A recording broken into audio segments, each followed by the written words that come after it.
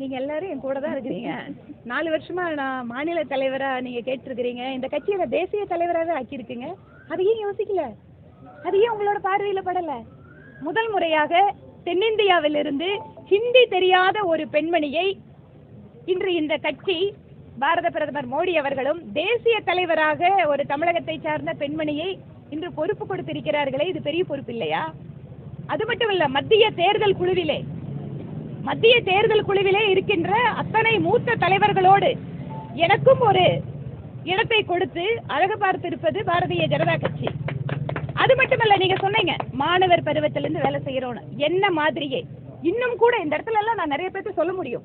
இன்னும் கூட நிறைய பேரு இந்த மாதிரி 30 வருஷம் 25 வருஷம் இந்த மாதிரி உழைச்சவங்க இருக்காங்க. இப்போ ஒவ்வொரு தலைவருமே, இப்ப நானே என்னோட டீம் முடிவு பண்ணும்போது அப்படின்னு பார்த்தா பல்வேறு விஷயங்களை மனசுல வச்சு முடிவெடுப்போம். அதனால வாய்ப்புகளை தவற விட்டுட்டோம்னு இல்லை, இதை விட பெரிய வாய்ப்பு இந்த கட்சி ஏற்கனவே எனக்கு கொடுத்து கொண்டுதான் இருக்கிறது. இந்த தொகுதி மக்களுக்கு உழைத்ததற்கு அவர்கள் சட்டப்பேரவை உறுப்பினராகவும் அழகு பார்த்து கொண்டிருக்கிறார்கள். அதனால் எங்களை பொறுத்தவரை பாரதிய ஜனதா கட்சி தமிழகத்தில் வளர வேண்டும்.